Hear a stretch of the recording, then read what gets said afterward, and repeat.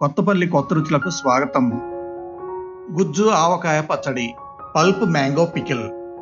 ఆవకాయని అమితంగా ఇష్టపడే ఆంధ్రులకు దానిని అన్నంలో కలుపుకొని తినడమే కాకుండా ఆవకాయ పచ్చడి గుజ్జును వివిధ రకాల టిఫిన్లలో కూడా నంజుకు తినడం అలవాటు.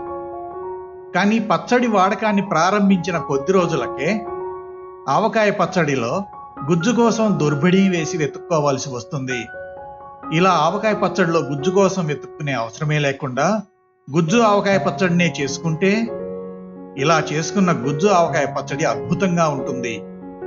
ఈ గుజ్జు ఆవకాయ పచ్చడిని లేదా ఈ గుజ్జు ఆవకాయ పచ్చడిలో కొంచెం పెరుగును కానీ కలుపుకొని దానిని మనం తినే పలహారాల్లోకి నంచుకొని తినండి.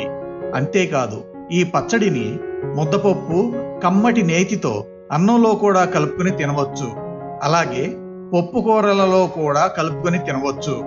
ఈ ఆవకాయ గుజ్జు పచ్చడిని చిన్న రసాలు, తెల్ల గులాబీ, జలాలు మొదలైన ఏ పచ్చడి మామిడికాయలతోనైనా చేసుకోవచ్చు. కానీ కండ ఎక్కువగా ఉండే జలాలు రకం మామిడి ఈ పచ్చడికి చాలా బాగుంటుంది. వీటితోనే కాకుండా పునాస్ రకం మామిడికాయలతో కూడా మనం ఈ గుజ్జు ఆవకాయ పచ్చడిని పట్టుకోవచ్చు. ఈ పునాస్ రకం మామిడికాయలు సంవత్సరం మొత్తం దొరుకుతాయి. కాబట్టి కేవలం వేసవిలోనే కాకుండా ఈ పునాస్ రకం మామిడికాయలతో మిగిలిన రోజుల్లో కూడా అప్పటికప్పుడు ఈ గుజ్జు ఆవకాయ పచ్చడిని పట్టుకుంటూ ఉండవచ్చు. ముందుగా ఊరగాయ పచ్చళ్ళ తయారీలో తీసుకోవలసిన జాగ్రత్తలు ఏమిటో చూద్దాం. ఊరగాయ పచ్చళ్ళ తయారీలో ఉప్పును తగినంత వేసుకోవాలి. సరిపడినంత ఉప్పు గనక లేనట్లయితే ఊరగాయ పచ్చడి నిలవ ఉండదు. అందువల్ల ఊరగాయ పచ్చడి కొంచెం ఉప్పగా ఉండేందుకు ఎంత అవసరమో అంత ఉప్పును కలుపుకోవాలి. ఊరగాయ పచ్చడిని తయారు చేస్తున్నప్పుడు అందుకు వాడే పాత్రలు గాని, గరిటెలు గాని, చేతులు గాని ఏమాత్రం తడి లేకుండా పొడిగానే ఉండాలి. అందుకని ముందు జాగ్రత్తగా వాటిని శుభ్రంగా తుడుచుకొని ఫ్యాన్ గాలి క్రింద ఆరబెట్టుకోవాలి. ఎప్పుడు ఏమాత్రం తడి తగిలినా ఊరగాయ పచ్చడి పాడైపోతుంది. జాడీలో ఉంచుకున్న ఊరగాయ పచ్చడి ఎప్పుడూ నూనెలో మునిగి ఉండాలి. పచ్చడిని వాడుతున్నప్పుడు తరిగిపోతున్న నూనెని ఎప్పటికప్పుడు ఆ పచ్చట్లో వాడుకున్న పచ్చి నూనెతో భర్తీ చేస్తూ ఉండాలి. పై జాగ్రత్తలు పాటిస్తూ ఈ పచ్చడిని ఫ్రిడ్జ్లో కనుక నిల్వ ఉంచుకుంటే అది రంగు మారకుండా అయిపోయేంత వరకు చూపులకే కాక రుచికి కూడా కొత్త పచ్చడిలానే ఉంటుంది. ఏ రకం మామిడికాయల్ని వాడుకున్నప్పటికీ పచ్చడికి కాయల్ని కొనేటప్పుడు గట్టిగా, తాజాగా, ఎటువంటి దెబ్బలు లేకుండా ఉండే పుల్లటి పచ్చికాయల్ని రుచి చూసి మరీ ఎంచుకోవాలి. కాయని కోసినప్పుడు కాయ లోపలి కండ తెల్లగా ఉండాలి. కండ పసుపు రంగులో ఉంటే కాయ పక్వానికి వచ్చి పండుగా మారటానికి తయారుగా ఉన్నట్లు లెక్క. ఇలా పండబారుతున్న కాయల్ని గాని, దెబ్బలు తగిలిన కాయల్ని గాని, పులుపు లేని కాయల్ని గాని పచ్చడి తయారీకి వాడుకోకూడదు. గుజ్జు ఆవకాయ పచ్చడి తయారీకి కావలసిన దినుసులు, వాటి కొలతల లెక్క.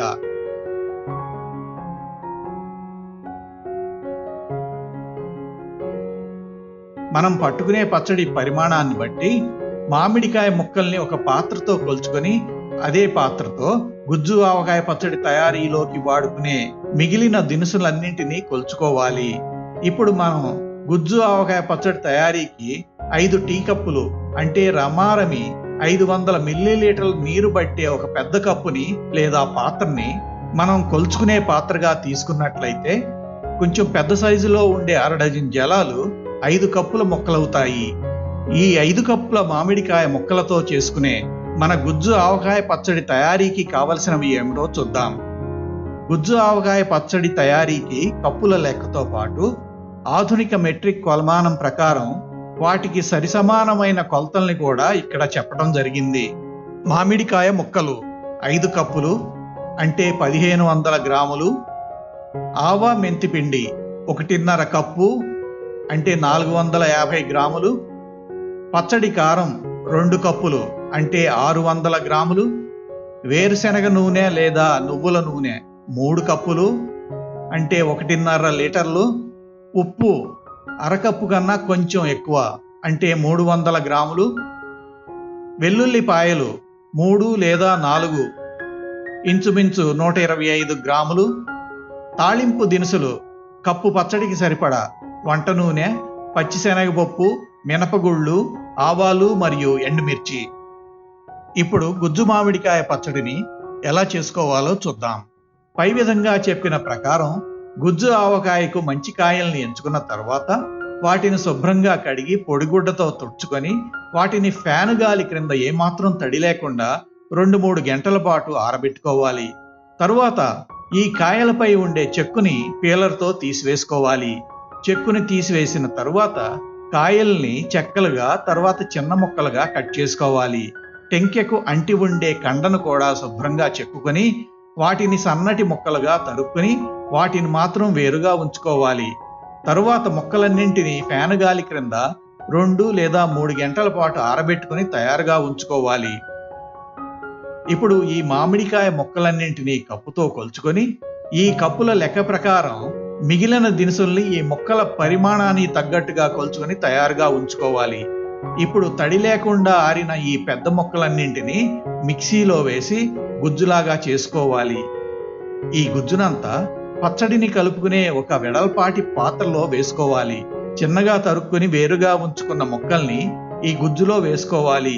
ఈ చిన్న చిన్న ముక్కలు ఈ పచ్చడిని అన్నంలో కలుపుకున్నప్పుడు నోటికి తగులుతూ చాలా రుచిగా ఉంటాయి. ఇప్పుడు వెల్లుల్లి గర్భాలను విడదీసుకున్న వెల్లుల్లి రెబ్బల్ని మిక్సీలో వేసి వాటిని గుజ్జులాగా చేసుకుని తయారుగా ఉంచుకోవాలి. వెల్లుల్లి మనకు చాలా మేలు చేస్తుంది, కానీ వెల్లుల్లిని ముట్టని వాళ్ళు దీనిని వేసుకోనక్కర్లేదు. ఇప్పుడు ఈ మామిడికాయ ముక్కల గుజ్జులో ఆవా మెంతిపిండిని వేసుకోవాలి. ఈ ఆవా మెంతిపిండిని కొన్నదానిని వాడే కంటే కల్తీ లేకుండా రుచికరంగా మనమే స్వయంగా తయారు చేసుకోవచ్చు.